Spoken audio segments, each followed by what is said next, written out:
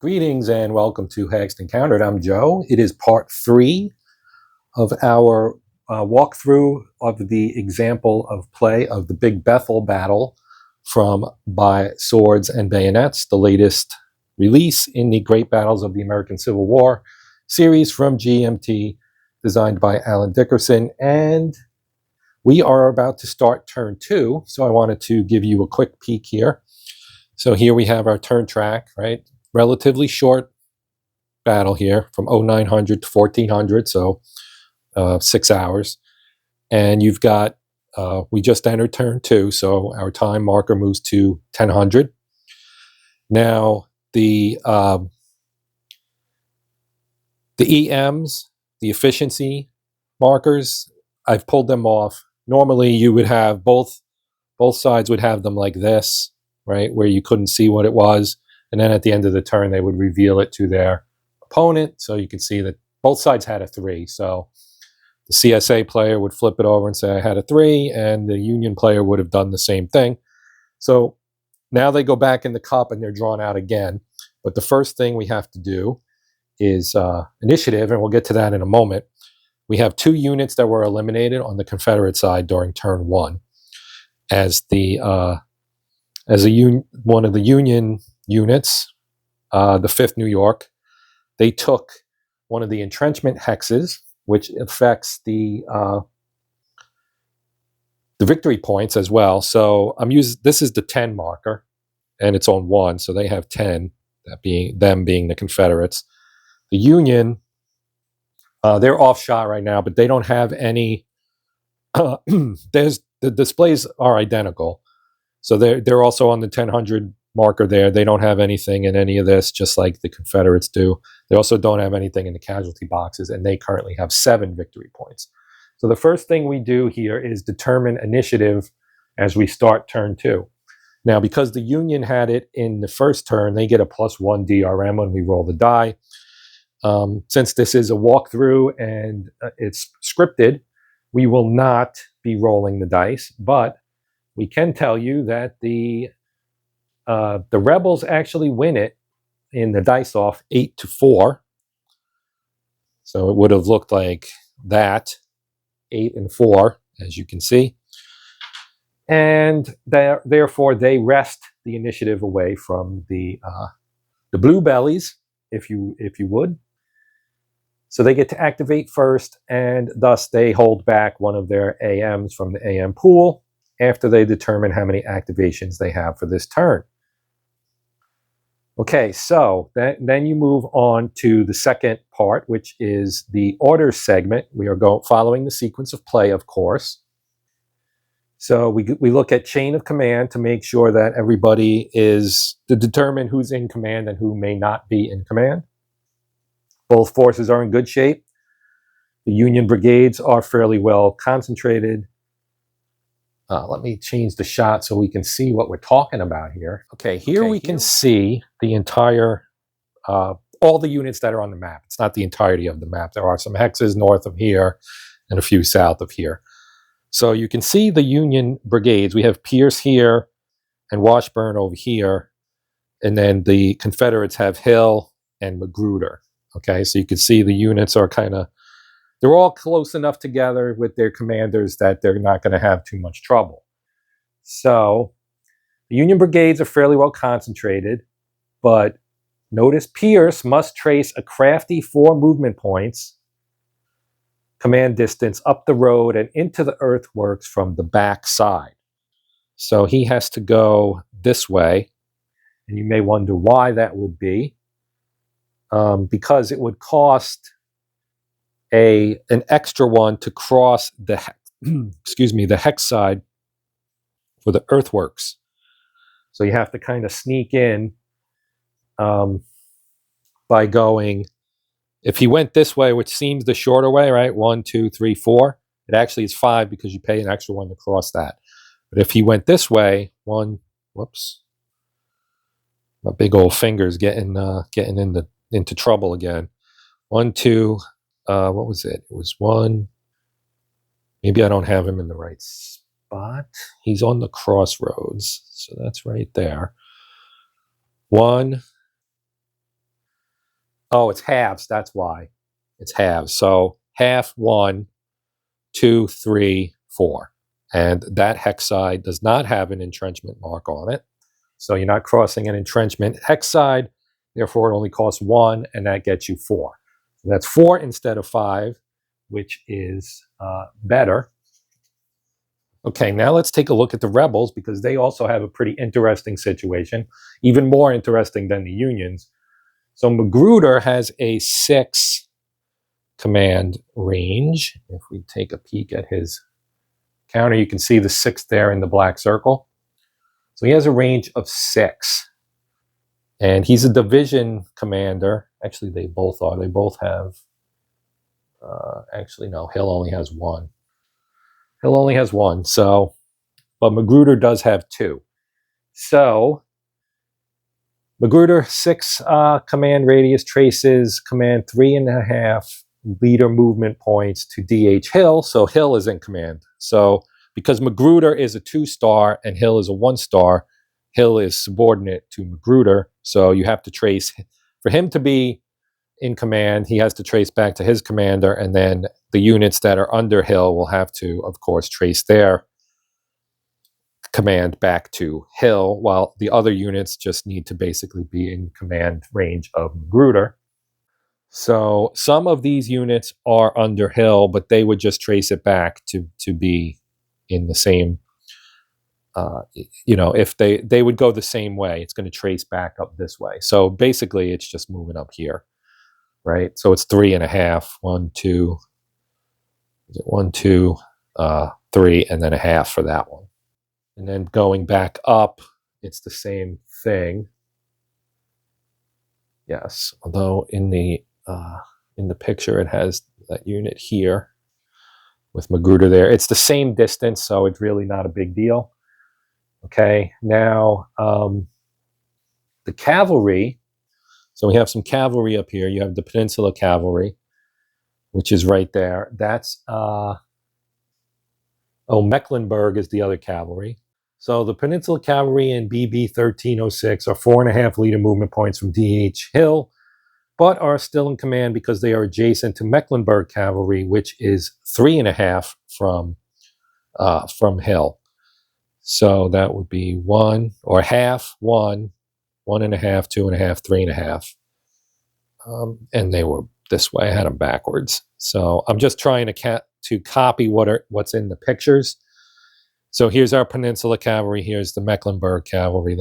He's technically out of command range of Hill, but he is not, because Hill's range, as we see on his counter, is 4.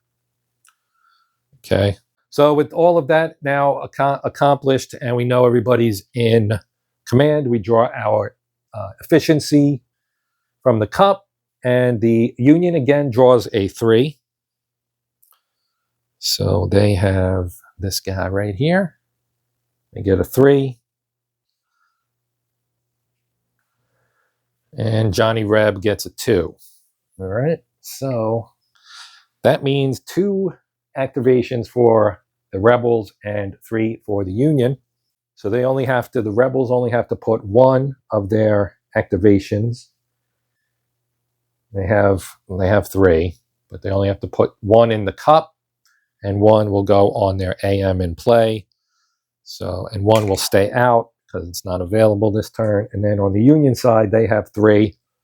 All 3 of those will go in the cup, so they can be drawn out. And our random event chit also goes in the cup. Okay. So we know that the Rebels will be active first because they won initiative. So it's orders time. So the Union, with no division leader, cannot make use of the division order segment of Big Bethel. At Big Bethel, rather, D.H. Hill has a counterattack in mind and changes from advance to attack orders, which is what he tried to do and failed during part 2, which was the ending portion of turn 1. Okay, so that is handled during the division order segment, which is 2C on the sequence of play. So here again is our sequence of play. So you see 1 was initiative, which we handled, and then we did 2A, determining chain of command. and 2B, activation efficiency determination. And now we're on C, division orders.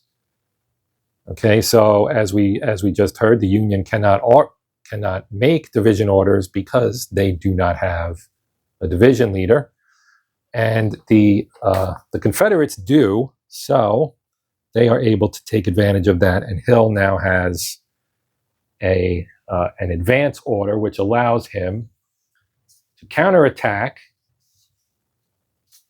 which is what he wanted to do at the end of turn 1, but was not able to do so because he failed the die roll. Okay, so the Confederates have the initiative, and they have only one formation to activate. Oh, I should mention that we skipped the rest of part 2 of the sequence of play because we don't have any of those available to us. Here, there are no reinforcements, no use of reserve status, and no opportunities to build breastworks. So 2D, 2E, and 2F are ignored. We move on to 3, which is the activation segment. So we know as I said, the Confederates have the initiative. They're going to activate Magruder. They only have one formation, and he's the commander. So he's going to put D.H. Hill's men in motion here, and they're going to head to the south to take on the New York unit that took that one entrenchment there. They're going to counterattack right now. So the area we are looking at is right here, and it's the disordered 5th New York Zouaves, and they are going to be the defender. But they only have 2 steps left because they took, or 2 strength points left because they took 2 losses when they took that entrenchment. So here is the 3rd Virginia. This will be the attacking unit. You could see its cohesion is 3G, which means green, and 5. It's got strength points of 4, and it's equipped with muskets and has a movement rating of 6. Now its facing is this way. It's going to receive the order to go on to the attack. So they're going to withhold the order to fire so that they can use that +1 infantry charge bonus during the shock phase. Okay, so then let's see. So they are going to move straight down. So they're going to basically just change their facing, and they're going to go down here and end up right there. Okay, they get the old attack here. Actually, no, they don't. There's another marker that I did not use in the previous video that I will use now to demonstrate it. It is the shock combat marker. So you can see shock continued on one side, and this is the one we want. Infantry +1 charge. Because they did not fire, they get to use this side. I'm just going to stick this on there to indicate that they are attacking. Okay, so now we're going to start working on moving some other units up. So continuing movement, there is a snag in the plans. The 1st North Carolina A cannot cross Wythe Creek using the county bridge while under attack orders, which is what they are under now. So we're talking about this unit right here. They are sitting right here. Here's the county bridge. They're sitting right here, and they cannot cross it because of Series Rule 9.43 Bullet 3.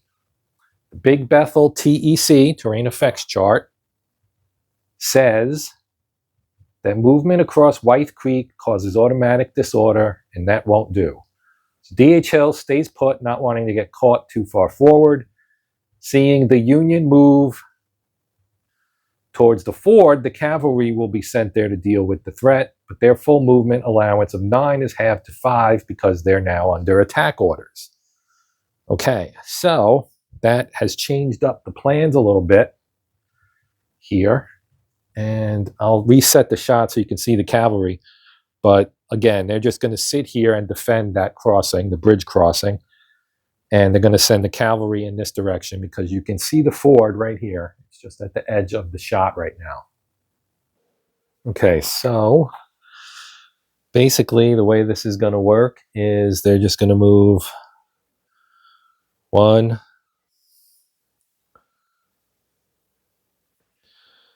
2, 3, 4, 5. Actually here. Let me make sure I counted that right. He was here, right? So 1, 2, 3, 4, 5. He goes here, facing that way. And he does the same thing. 1, 2, 3, 4, 5. Okay. Make sure I get it right. Just following directions. It shouldn't be this hard, right? Or that hard. Okay, so that does it for rebel movement. Now it's time to see the shock. So we did see this in part 2. Now we're going to see it again. So target designation in step 1 is obvious. The Zouaves would appear overmatched, facing twice their number and not even getting the defensive benefit of the earthworks because they're coming in through a non-earthworks hex side. But Pierce's brigade is itself under attack orders, so the Zouaves will have no option to retreat before combat. They must cling to the hope that the Virginians will fail their green commitment check and won't attack at all. In step 3, the Virginia regiment rolls a 3. The boys have their dander up. So the commitment check is rolled against the cohesion. As we saw earlier, the cohesion for that particular North Carolina unit is a 5. So 3 is under that, so they did pass. Okay, and so now that that's done, the Zouaves must make their pre-shock cohesion check with a +1 because they're disordered, and they get no bonus from earthworks because they're not coming across that hex side. Okay, the roll is a 6 modified to a 7, well over their 5 cohesion. This results in a second disorder, and they now must roll once again to determine the effects of that second disorder. So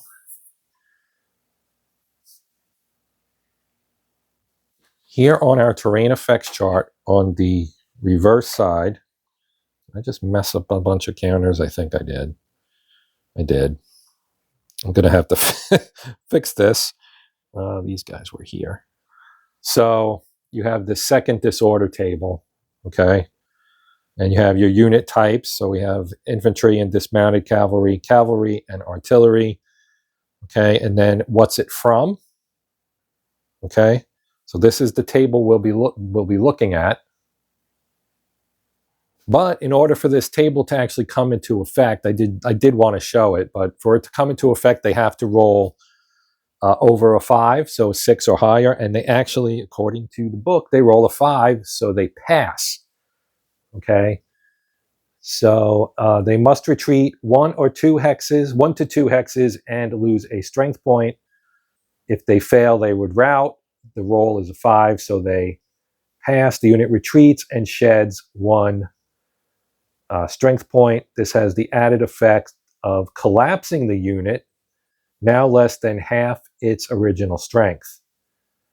Okay, so we're going to take this. This is going to become a 1. And he's going to retreat 1. Let's see, where does it say? BB 1017, which is right here. So he retreats towards his own men, which makes sense. Okay. And he also collapses due to being less than half his original strength. So we dig out a collapsed marker, and we put that on him as well. So he's now collapsed, and he would probably be facing this way, I would think. Actually, it shows him as facing this way. Okay. And of course, the Confederate unit moves into the hex, and they'll face this way, which makes sense. This will go away. And they do not get a post-shock disorder because we never reached the shock resolution phase because the Union unit basically did not pass its pre-shock cohesion check, so they ran away, basically, is what happened. All right, so now that completes the Confederate activation, and the Union draws a chit out next. Now, Pierce is still under attack orders, and now is under greater pressure to rally the 3rd New York B, which is the one he's sitting on top of, which is this guy right here. And as you can see there, hopefully, that D means he's disordered. So Pierce is going to attempt to rally him. We're going to put this in our active AM box, AM in play. Okay, and so his best unit is now collapsed. He attempts a rally with a -1 for Brigadier Influence. The roll is a 2, rather, which is a success. However, having aided in a rally, Pierce is finished moving for this activation. The other half of the 3rd New York Regiment would have to storm the earthworks without leadership. Pierce grits his teeth and decides to wait for his next activation. So we're going to flip this guy back over, like so. And that is that.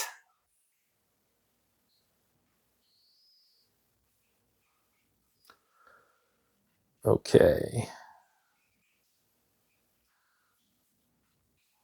The 2nd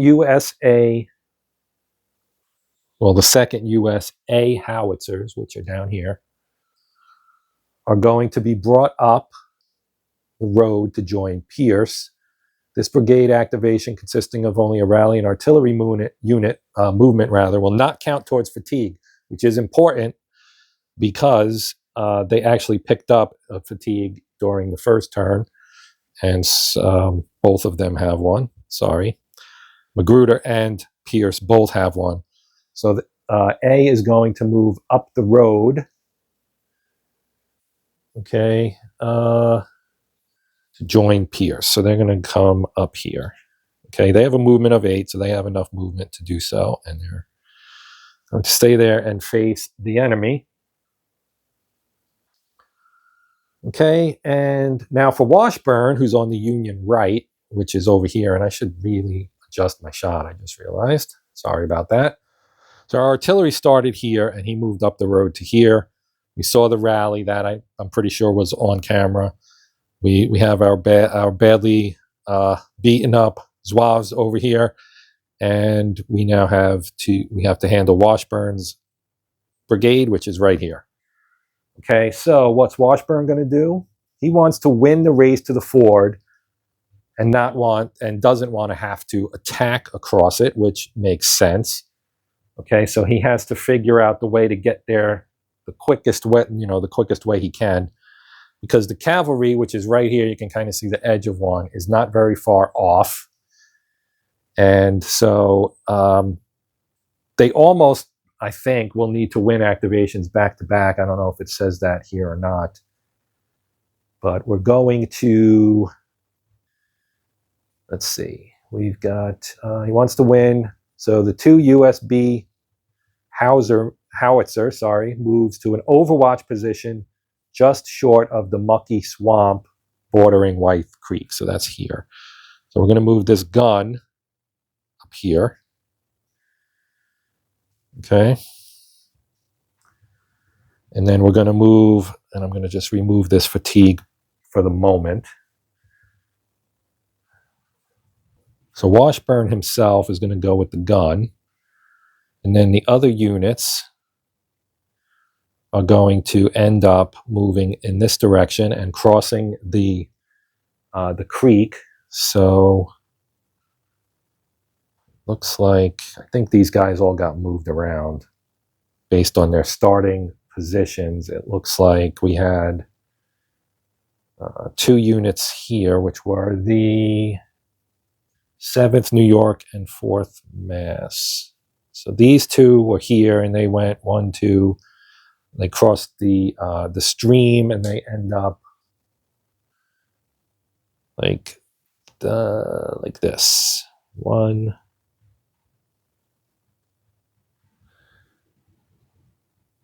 1, 2, like that. And then this guy ends up just below them, right? They all cross the stream. If you're wondering how much it costs to cross a stream, the stream here is 1. Okay, a stream hex side costs +1. All right, so that completes their move. And we draw next the random chit, a random event, if I can find it.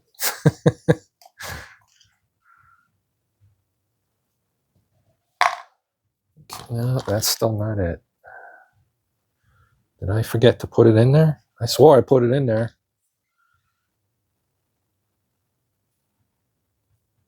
Oh, there it is. All right. I had it mixed up with a Confederate one. So there's our random event. The die roll ends up being a 1. So that is simply no event. You only get an event, as it says right on the marker here, 8 or 9. Okay. So draw again, and again we get a union activation. So another union activation chit.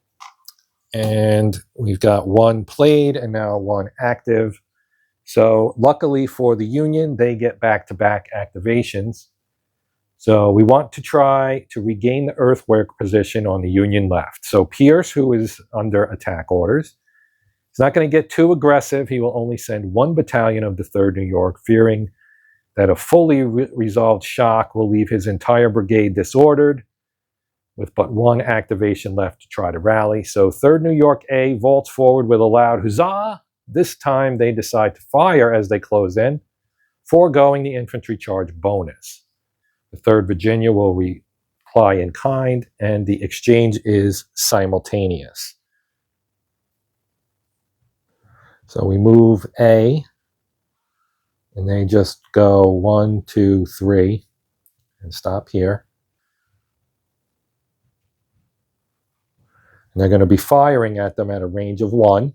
Okay, and they are under attack orders. So looking at this unit, they have 7 strength points, but their cohesion's only a 4, and they are green. So that may cause issues later. But for now, they're going to attack with a strength of 7, and they will be using the fire, the small arm side of the fire table. Okay, but first we have to look at the range effects chart, which also has your weapon types here. They are equipped with European rifles. Okay, and at range of 1, they get a +1. All right, so with a +1, they lose 1 for the earthworks. They lose another for being green, and so they have a net of -1. Okay, they roll a 1. The result is a D -2, Rebel UDD, 7 modified to 5, the 3rd Virginia passes. So, okay, so they did, the 3rd Virginia passed on the die roll thanks to that -2. When you roll low, it's usually a worse, well, it depends on which side you are, but it's usually worse for the attacker. Okay, better for the defender. Now, a return fire is 4 strength points of muskets. So again, we have to look in here. Right, so they're firing muskets, which are up here, M. So they all have a letter or 2 letters on their counter, which will show what kind of weapon they're armed with. Musket at a range of 1, they get a +2. Okay, so +2 on the die roll. They get prep fire for another +1. It's a green unit firing, a -1. Firing from breastworks +1. That's a net of +3. They roll a 2, which gets modded to a 5, and that results in a D. So this D with nothing, no minus, no plus. So they're going to do their UDD roll, Universal Disorder Die roll. And they roll a 6 and fail, and therefore are disordered. So the A battalion here of New York is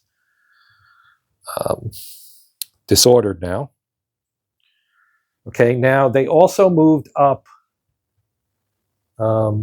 The Union might, okay, so here's a little note here. The Union might have been better served to fire the artillery first. A lucky shot might have disordered the rebel infantry before the firefight could develop. Pierce and the 3rd New York B move up to support the attack, but stay out of the fray. Union player suddenly remembers the artillery unit, but now that the line of sight is blocked by 3rd New York B, okay, so these guys moved up and they're 2 away. They're sitting here, and you can see that the line of sight crosses the spine here, so they cannot fire at them. So that's bad luck for them. So it is blocked, which means they cannot fire the artillery. And so they will try to vent their frustration further to the north, and they're going to fire at D.H. Hill straight up the line here at the creek. Okay, so we have an artillery fire. So now we have 2 strength points on this artillery. Here, as we look at it, it is a howitzer, a 12-pound howitzer, H12 there.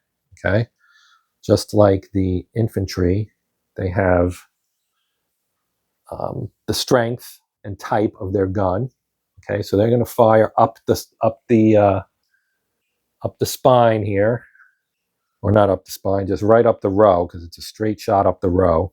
Line of sight is clear, so they're going to do an artillery fire here, and it's a range of 1, 2, 3, 4, 5, 6. Range of 6, which is a -1. So again, we look here. Here's our H12 12-pound howitzer. The range is 5 to 7. That is a -1. Okay, and then we roll a 7, which gets modified. There were no other modifiers, just to be clear. We roll a 7. That's modded to a 6, which is, if we look here again, so this is regular artillery fire, not canister. If it was canister, we'd use the small arm side, but we're using the artillery side. So we rolled a 7, which is here, and 2 strength points. 7, it gets modded to a 6. So we go to 6, and it is a D -1 in the 2 column. Okay, so the defender, in this case, these guys right here, will have to do their UDD, and it is they get a modifier because it actually becomes a D -2 because of the commander being there with them, D.H. Hill. So they roll a 0 and pass easily. So 0 on the 10-sided die in this game is not a 10, it's a 0. Okay, so they pass easily and no return fire as the rebels are way out of musket range. Okay, so now we do the shock. Step 1's obvious. 3rd New York A assaults 3rd Virginia in the earthworks.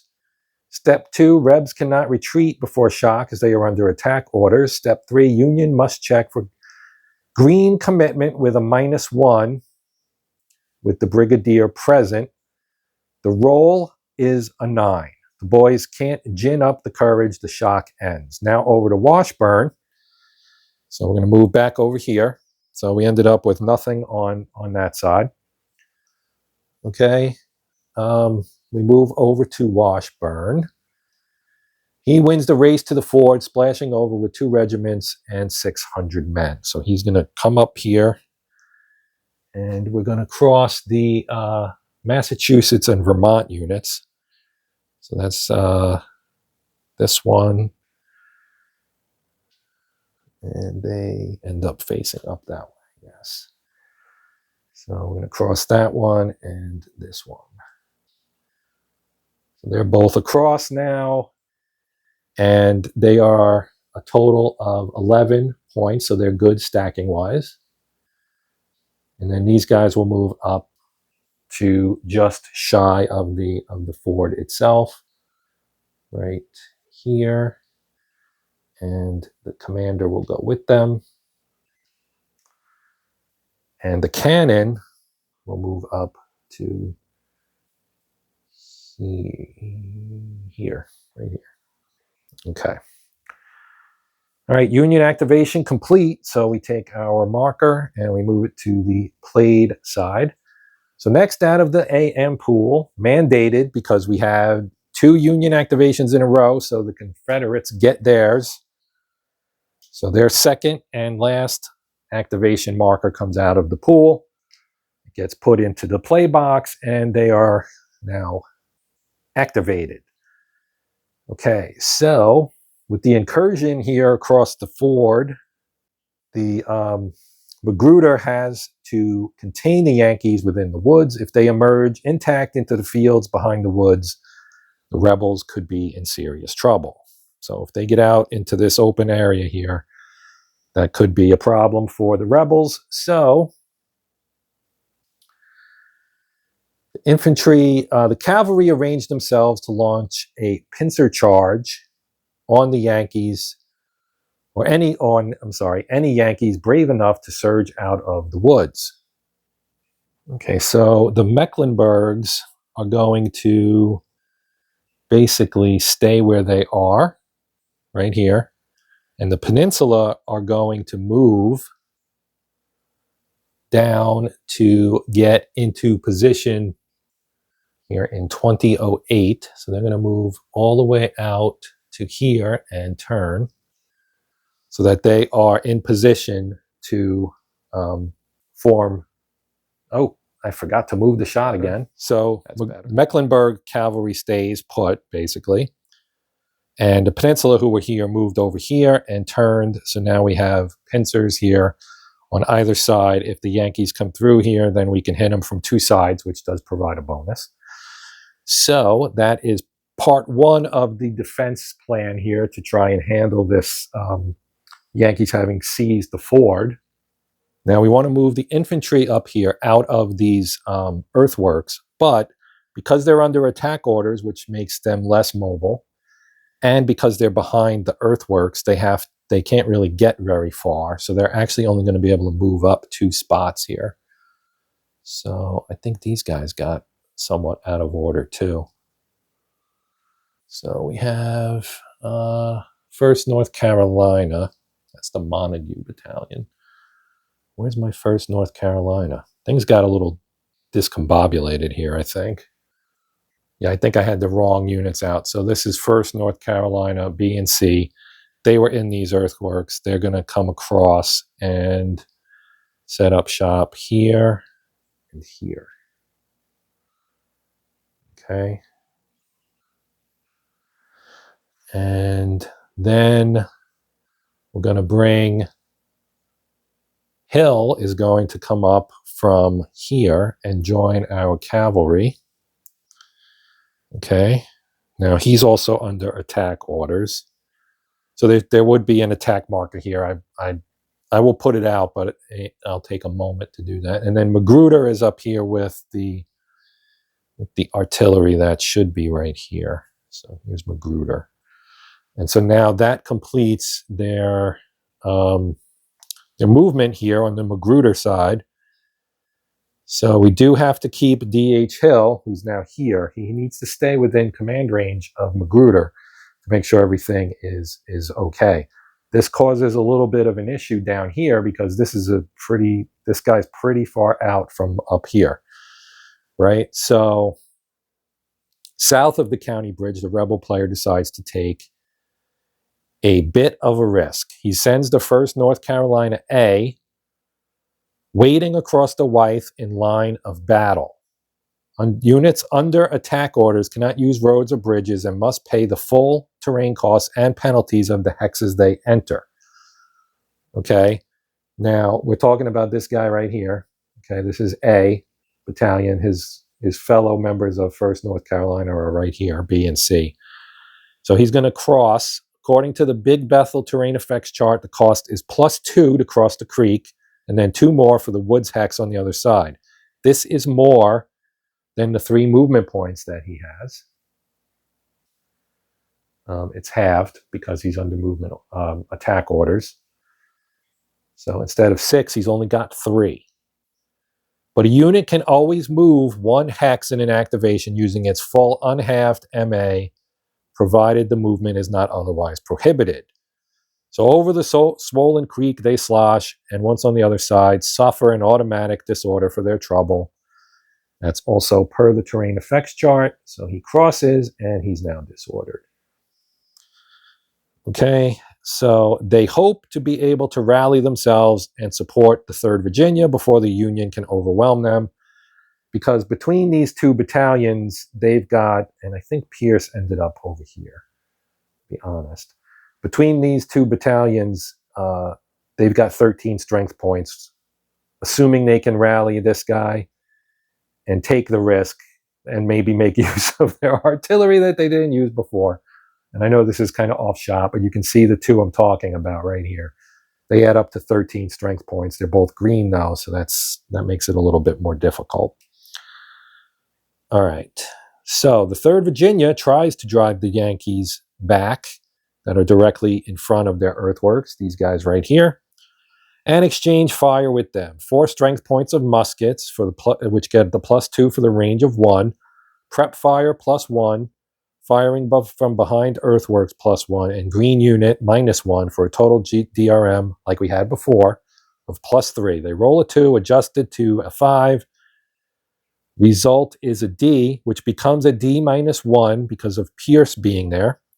The Union roll a 9 on their UDD and fail, causing a second disorder. So they lose a strength point and retreat back into the hex with the Zouaves, who are right here behind them, and ending up on top of the stack. So they are going to retreat. So they already disordered. I'm going to drop a 6 on there here in a moment. They're going to end up right there. And they are, yeah, they were facing that way. So there's a lot going on there. I'm actually going to use this over here. And so I've got my 6 here, and I'm going to put it on top of the unit. We got a nice tall stack going now. Okay, and they change facing to conform with the unit that was already occupying the hex. So they should all be facing this way now. Okay, now the fatigue is upside down. I can fix that. But they're all facing that way. All right, with a strength point loss resulting from fire combat or shock, Confederates check for the leader casualty, okay, because Pierce was involved in that combat, so the Confederates would check to see if they inflicted a casualty there. They roll a 2. Pierce is unhurt. You need a 0 to render him basically out of the fight. Now we get return fire from the 3rd New York A, 7 strength points. So this is simultaneous, okay? We know that they got beat up a little and skedaddled, but we do need to resolve their fire. So this is pre the loss of that strength point. They get 7 strength points of European rifles, which is a +1. They're disordered, take a -1. Green unit, take another -1. Earthworks takes another -1. So our net DRM is -2. We roll a 5, modded to a 3. That results in a D. So the rebels have to do a UDD. They roll a 4 and pass. The Union unit also suffers from low ammo. The first stage of ammo depletion, which will sap another -2 DRM from future fire combats until they resupply. So this is series rule 10.9 and is not optional in this game. It is optional in some of the other games. So here is the aforementioned low ammo marker with the -2 DRM, and on the flip side you get out of ammo, which is even worse. So we got to put this on here as well. These poor Union soldiers are getting their heads knocked in here. So, and we've got a giant stack of counters on them now as well. All right. So that is a big stack now. We've got like 6 or 7 counters in that hex. All right. So Rebels now have the option to enter 1016 because they vacated it with fire and began the activation adjacent to the unit that they repulsed. They wisely do not leave their earthwork defenses. Why would they? And the rebel activation is done. So now the Union is the last activation marker to come out of the pool. This is the third and final activation for the Union rather. As their activation marker. We put it in the box, which you can't see. You'll just have to take my word for it. So this is the last one to come out of the pool, and it's the third and final one for the Union. And if either brigade undertakes any fire, movement, or combat actions, they will incur another level of fatigue. Also important is reducing the risk of brigade combat ineffectiveness for Pierce's brigade. 3 New York B is the only unit in the brigade still in good order, and it would be a good idea to steady the troops before taking any more offensive action. Still, decisions to change orders have to be made for an entire activating division before any brigade in that division activates. So Washburn will first attempt to change his orders to attack. He rolls a 9. So again, the changing orders, because we haven't seen that in this one yet, but you have your brigade order change table. Okay, and you have the various explanation of results down here. He rolled a 9, which is obviously higher than a 6, which allows him to successfully change his order from advance to attack. And so that is successful. And he's not going to make use of it just now, but he does have now attack orders, so I should mark that for him. So I'm just going to put the attack order here. All right, so we know he's got an attack order. So does Pierce, so I'll put this here as well. Okay, but move it up a little bit so you can actually see it. I know it's a little bit off camera. I should move the shot. With the area of action condensing a bit, you know, everybody's kind of getting in there and going at it. So I can zoom it in a little bit and make the shot a little tighter because there's open area on the map that we don't have any units on it. So that takes care of that. So now Pierce is going to attempt to rally the 3rd New York A. Okay, that is the unit that is both disordered and has taken a step loss and is low on ammunition. Okay, so Pierce is going to give them a -1 modifier to the rally attempt, since he's stacked with them. The Zouaves are collapsed and cannot rally. So Pierce is going to try to rally the 3rd New York A, rolls a 9, modded to an 8. Not only does the rally attempt fail, roll is at least double the unit's cohesion rating of 4, so it loses another strength point.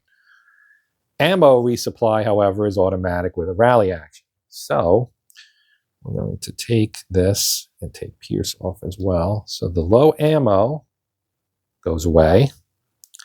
This 6 becomes a 5. And they stay disordered. And I just made a mess. Let me get this all lined up again. It looks like, yes, okay, everybody is lined up correctly. Put that there. And we have Pierce. And like so.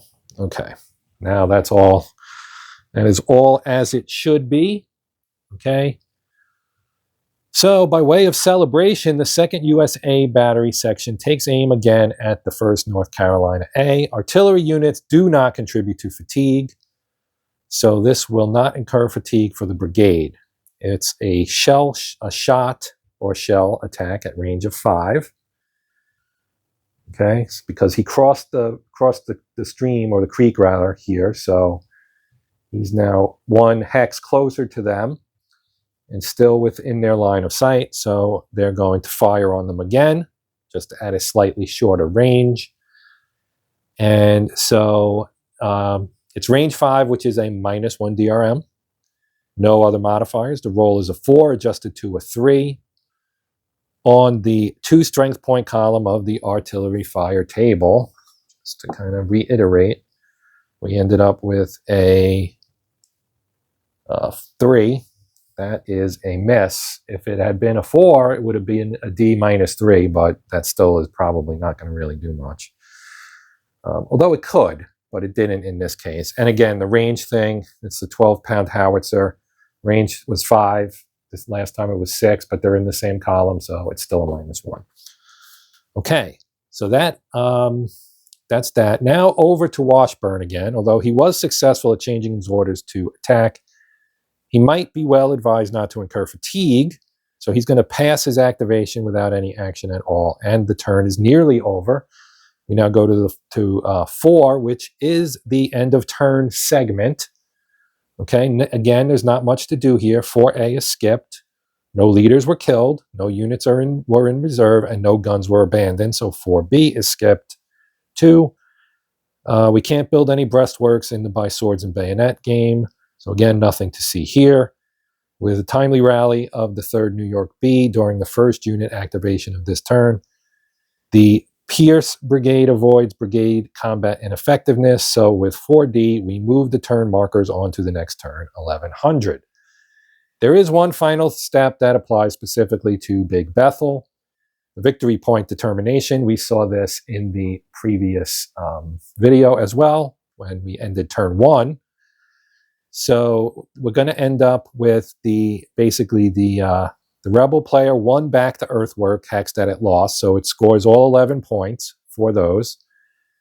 Add to this 2 victory points for collapsing the 5th New York Zouaves. The Union doesn't score any points at all this turn, so the score at the end of turn 2 is Union 7 and Confederates 23. Okay. Actually, that should be 13, not 23. 13. The book says 23, but it's 10. You get 11 points for, it says 11 points for all of the earthwork hexes. And we only had 10 before, so it seems like that should be right. We picked up one more. So yeah, it was 10-7, now it's 13-7, I believe. Anyway, I can always review that between videos because this is the end of this one. And we have turn 3 coming up. I do plan on doing turn 3 because this will be probably pretty action-packed. So we'll take a crack at it and see how it goes. Unless you guys had completely ignored this one, which did not happen with part 2, so I don't think it's more likely to happen the further we go along. But now we're into the meat and potatoes of the game, so to speak. So I certainly believe it's worth continuing. But that will do it for this one. It's longer than I wanted it to be, but there was a lot of action, and I think it was well worth the effort. Thanks again for watching. I do appreciate you guys taking the time to check out what's going on here on my channel. If you have any comments or questions, please feel free to post them. I'll do my best to reply in a relatively timely manner, depending on what else I've got going on. Just like everybody else, I have a fairly busy life.